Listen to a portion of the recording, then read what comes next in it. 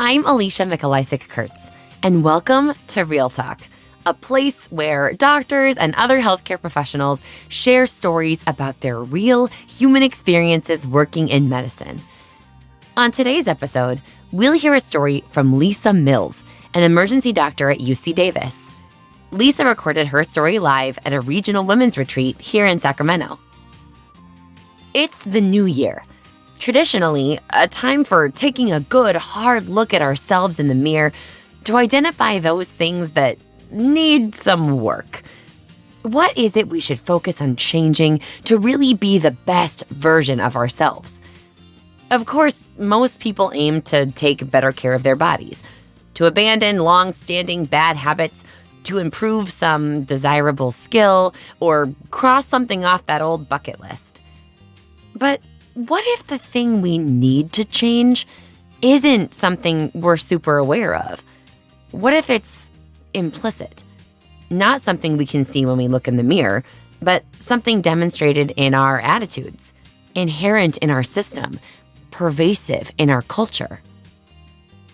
Like, for example, the way we perceive and treat women in medicine. And this isn't meant to be a discussion just for the ladies out there. In fact, it's equally, if not more important, for our male colleagues to think about it too. It's pretty much common knowledge that women are treated differently than men in positions of authority. But do we realize on a day-to-day basis what that actually means for our female colleagues? Women doctors are literally promoted less, paid less money, given less autonomy during their training. They experience more scrutiny on their physical appearance, and they receive overall less support and encouragement at work than their male counterparts. These are facts, demonstrated by study after study, and they're the harsh realities faced by women doctors like me every day when we go to work. And it's not just by strangers or members of an older generation who just aren't used to women being doctors or something like that. It's the staff, other physicians in the hospital, male but especially female nurses, and honestly, other female doctors too. And I don't know that most people do it on purpose, but they absolutely do treat us differently. We as women treat each other differently. It's as if subconsciously we all think women don't naturally belong and there's not enough space for all of us. That there's something wrong with women in medicine. This is Lisa's story.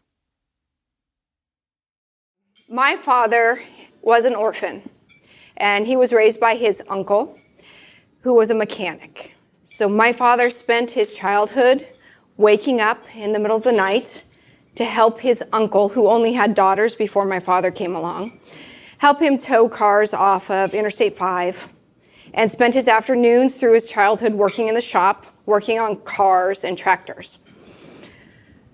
So by the time I came along, my father had put himself through college and was raising his family as a very accomplished mechanic.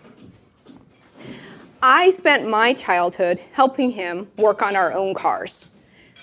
So by the time I went to medical school, I was very comfortable with cars. Very comfortable, and some tractors too. I went to a medical school that had an award-winning program. This program was so novel at the time, they placed first-year medical students in primary care clinics. No one else had done it. So off I went to my preceptor at my third week of medical school. And I saw a patient whose wife had brought him there because she noticed he was having cognitive decline. She was worried her husband has Alzheimer's and things were going to change dramatically in their home. I listened and I heard a murmur, an aortic stenosis murmur. When the preceptor and I came back to the room, I asked him, how do you approach this with a patient who clearly has some form of cognitive decline, but also a life-limiting diagnosis with a terrible prognosis at the time.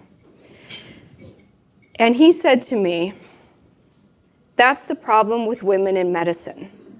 You don't understand cars, so you can't understand the human body."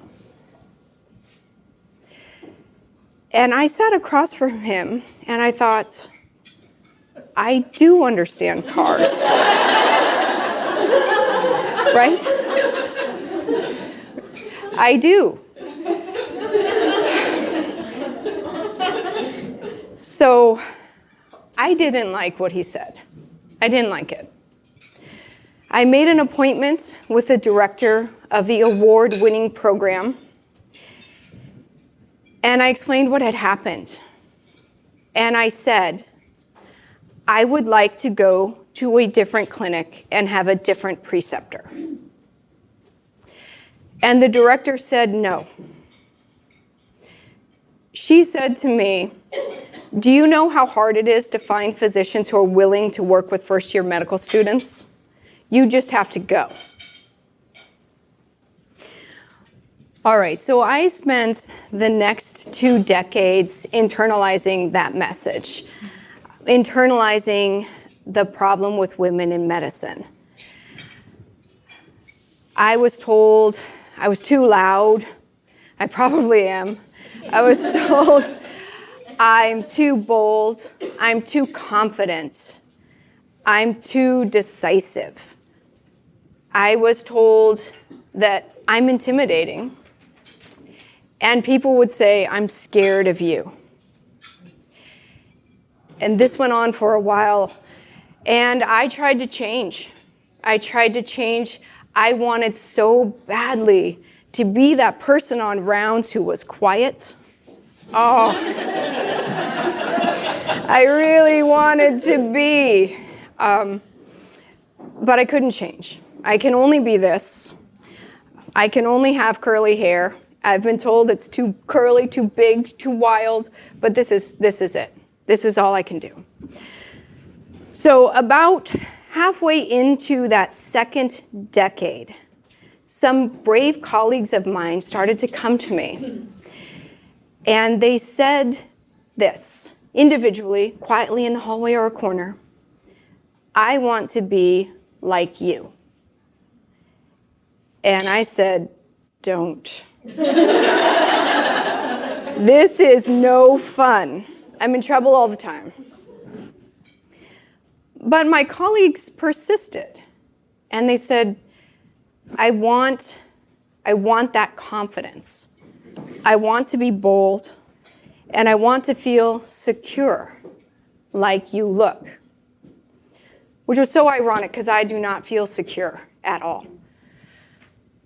And I realized that I wanted what they had, and they wanted what I had.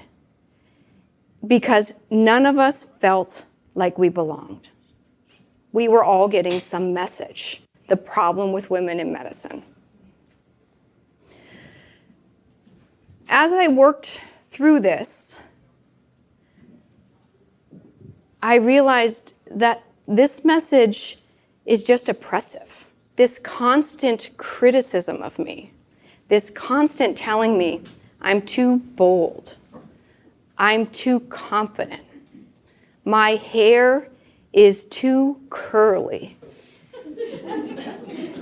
This is just oppression, it's bullying. There was no right answer for me. There's no way I could be that would work. And so I created my own message. I created the message that there's no problem with me. And I bring to you the message today that there is no problem with women in medicine. We're several years past the day that I decided that there's no problem with me, and I still hear that I'm intimidating and that people are scared of me. And people like to walk up and tell me right to my face, which is probably the worst decision. Because I am scary. And they do, and they come right up to me and they say, I'm intimidated by you. I'm scared of you. And now I have a new answer. Now I say, thank you for sharing that with me. We both are part of a culture that is not comfortable with strong women or professional women or women in leadership positions. And I say, I'm always struggling with this myself, and I appreciate you sharing your struggle with it.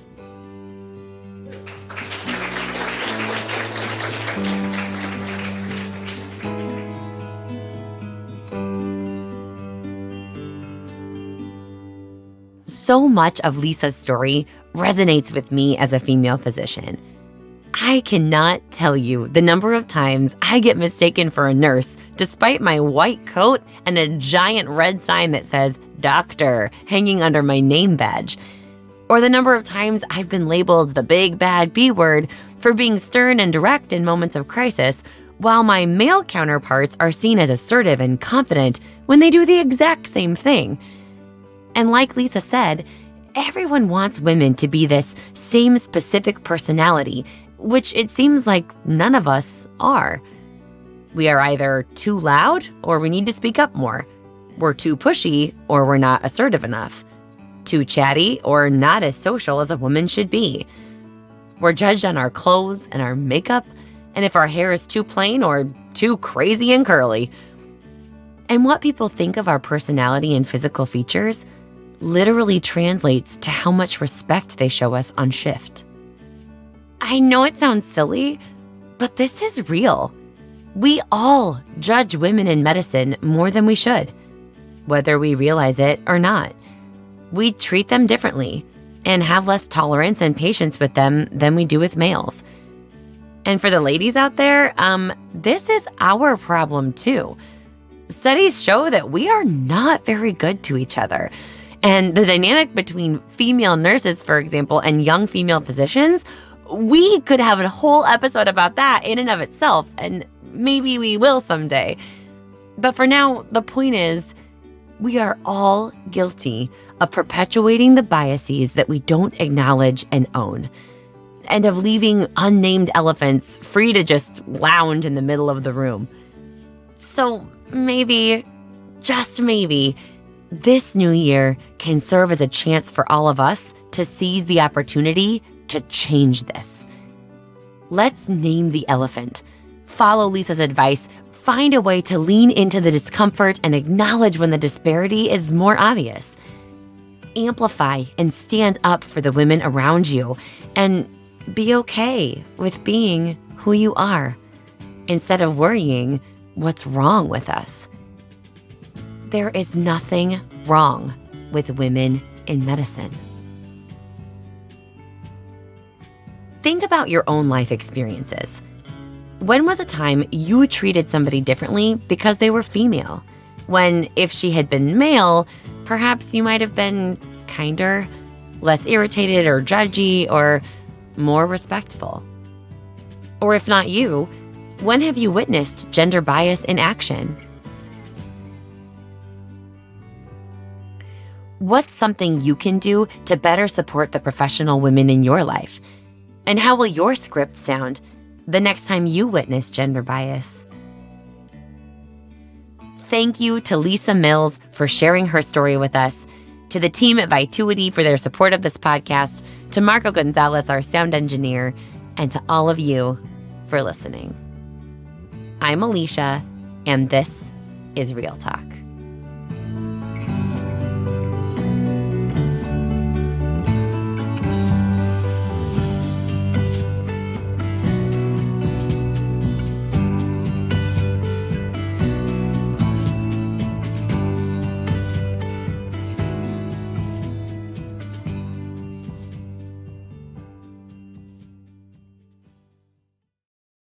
Want to connect with the Real Talk podcast or record your story with us?